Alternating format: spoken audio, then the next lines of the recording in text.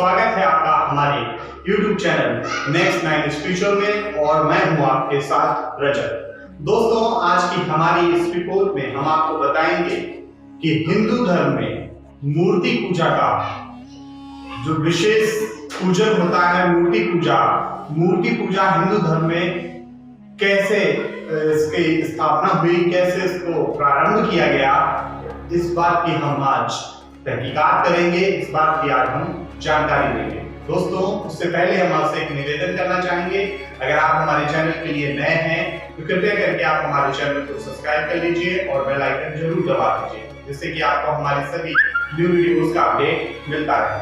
तो दोस्तों, आप जानते हैं कि हिंदू धर्मशास्त्र एक कहते हैं सनातन धर्म, हिंदू धर्म की व्याख्या जितनी की जाए उतनी कम है।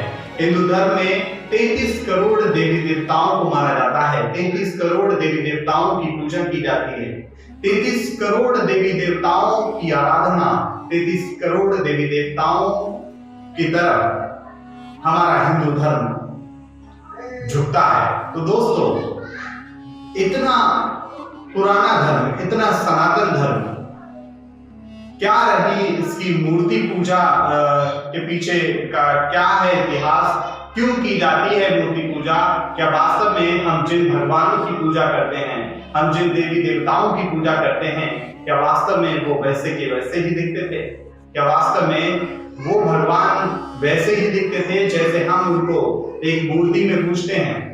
और आज हम इस बात पर भी चर्चा करेंगे कि मूर्ति पूजा करना कहां तक सही है और कहां तक गलत। दोस्तों, आपने कई बार सुना होगा, कई लोगों के मुंह से सुना होगा कि हमारी आत्मा में ही परमात्मा का निवास है। दोस्तों, ये बात कहीं ना कहीं बिल्कुल सच है। जी हाँ दोस्तों, कहते हैं कि जो मनुष्य होता है उसमें दो आत्माएं निवास करती हैं, एक अच्छी आत्मा और एक बुरी आत्मा। अच्छी आत्मा तो हमें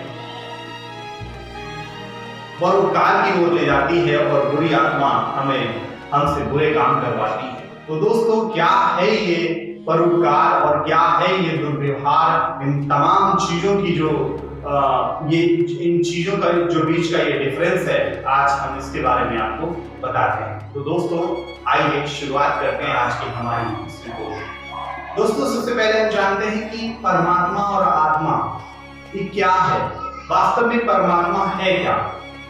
अगर वैज्ञानिकों की माने तो हमारे आसपास एक ऐसी स्पिरिचुअल शक्ति है जो हमें कदम कदम पर हमारी रक्षा करती है, हमारी सहायता करती है।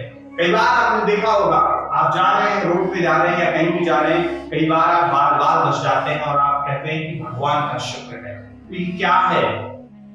ये कुछ नहीं, ये सिर्फ आपकी आस्था है और भगवान का आपके ऊपर हाथ है और भगवान का आपके ऊपर साया है। तो दोस्तों, भगवान आपकी कदम कदम पर मदद करता है। कई लोगों के साथ इतना बुरा हो जाता है कि वो भगवान पर अपनी आस्था ही छोड़ देते हैं और ये कहने लगते हैं कि भगवान ने उनके लिए किया ही क्या, भगवान उनके साथ कभी अच्छा ही नहीं करता। आपने नोटिस किया होगा कि जो लोग ज्यादा अच्छे होते हैं वो ज्यादा परेशान रहते हैं, वो कहते हैं कि भगवान हमको ज्यादा परेशान करता है। दोस्तों, इसका भी यही रीजन है कि अगर माँ बाप का कोई प्यारा लड़का या कोई लड़की माँ बाप से ज्यादा अटैच होती है तो माँ बाप उसको डांटते भी ज्यादा हैं और प्यार भी करते हैं, क्योंकि माँ बाप का हक होता है उस पर। ऐसे ही स्वयं भगवान का समझ लीजिए, अगर भगवान आप पर प्रसन्न है, भगवान आप पर खुश हैं, भगवान आपके परोपकार से, भगवान आपकी आत्मा से प्रसन्न है, तो भगवान सच में आपको भी थोड़ा परेशान कर सकते हैं, लेकिन आपको फल उसका 10 गुना देते हैं। तो दोस्तों, भगवान वास्तव में है क्या? भगवान तो किसी ने नहीं देखे, हमने ना आपने, हम में से किसी ने भी भगवान के दर्शन साक्षात नहीं किए, शायद ही किसी दैवीय आत्मा ने किए हो। लेकिन एक ऐसी दैवीय शक्ति हमारे अंदर भी निवास करती है और ये दैवीय शक्ति हमें बुराइयों की तरफ खींचने नहीं देती, हमें बुराइयों की तरफ से खींच लेती है और बुराइयों की तरफ जाने नहीं देती। वास्तव में यही आत्मा और परमात्मा की सही परिभाषा है।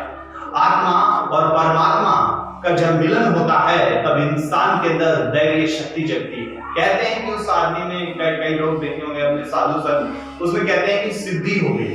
सिद्धि ये सिद्धि क्या है? सिद्धि जब उसकी आत्मा का परमात्मा से मिलन हुआ तब उसकी आत्मा एकदम पवित्र हो गई और उसकी आत्मा ने परमात्मा को अपने अंदर ग्रहण कर लिया और सिर्फ अच्छाइयां ग्रहण करने लगी। तो दोस्तों यही है आत्मा और परमात्मा का डिफरेंस। कई बार आपने देखा कई लोग बहुत बुरे होते हैं जिनको कुछ भी कह लो, कुछ भी कर लो, पर उन्हें बुराई करने में और बुरे काम करने में बहुत ही अच्छा लगता है। तो दोस्तों ये क्या है? ये सिर्फ और सिर्फ क्या है कि उन पर बुराइयां हावी हो गई हैं और अच्छाइयां उनसे दूर भागती। मींस उन पर जो बुरा असर हो रहा है तो उन पर परमात्मा कृपा नहीं करता। उनके अंदर परमात्मा का निवास तो होता है लेकिन परमात्मा जो है वो दब के रह जाता है। मतलब अच्छाई परमात्मा का दूसरा नाम अच्छाई है और परमात्मा का दूसरा नाम आपकी तरफ एक स्पिरिचुअल शक्ति भी है। तो दोस्तों आत्मा और परमात्मा का तो इतना ही हम आपको बता रहे थे, लेकिन आज हम बात कर रहे थे कि मूर्ति पूजन की विशेषता हमारे हिंदू धर्म में क्यों मानी जाती है। दोस्तों 33 करोड़ देवी देवताओं की हिंदू धर्म पूजा करता है। 33 करोड़ देवी देवता हिंदू धर्म में माने और पूजे जाते हैं। तो क्या सबने 33 करोड़ देवी देवताओं के दर्शन किए? नहीं, ये सिर्फ और सिर्फ हमारे संतों की, हमारे साधुओं की और हमारे अनेक धार्मिक व्यक्तियों की एक इमेजिनेशन है। भगवान के प्रति इमेजिनेशन, भगवान के प्रति एक उन्होंने अपने भगवान में मन की एक मूर्ति बना ली और तब से मूर्ति पूजा का विशेष आरंभ हो गया। उन्हें लगा कि भगवान ऐसे दिखते थे, भगवान वैसे थे, तो उसी टाइप से उन्होंने अपने मन में, अपने दिल में उनकी तस्वीर उतारी और उसको मिट्टी के रूप में या कागज के रूप में प्रस्तुत करके आपने समक्ष टांग लिया या स्थापित कर लिया। दोस्तों मूर्ति पूजा का आरंभ तो तभी से हो गया था और ये अभी से नहीं, सदियों से चला आ रहा है। दोस्तों यही है मूर्ति पूजा का विशेष में। अच्छा दोस्तों, आपने कभी देखा है कि मूर्ति पूजा किसी और धर्म में नहीं होती? तो इसके पीछे की कोई वजह नहीं हो सकती। ये तो सिर्फ अपना धर्म है, अपनी आस्था है और हमें हर धर्म का सम्मान करना चाहिए, हर धर्म का मान करना चाहिए और हर धर्म मानने वाले को अपमानित नहीं करना चाहिए और हर धर्म की हमें दिल से इज्जत करनी चाहिए। दोस्तों आज की हमारी इस रिपोर्ट में बस इतना ही। मुलाकात होगी आपसे अगले कार्यक्रम में। तब तक के लिए मैं रजत आपसे विदा लेता हूँ। और हाँ, उससे पहले अगर आप हमारे चैनल के लिए नए हैं तो कृपया करके आप हमारे चैनल को सब्सक्राइब कर लीजिए और बेल आइकन जरूर दबा दीजिए जिससे कि आपको हमारी सभी वीडियोस का अपडेट मिलता है। दोस्तों आज का कार्यक्रम बस यहीं तक। मुलाकात होगी अगले कार्यक्रम में। तब तक के लिए मैं रजत आपसे विदा लेता हूँ। नमस्कार।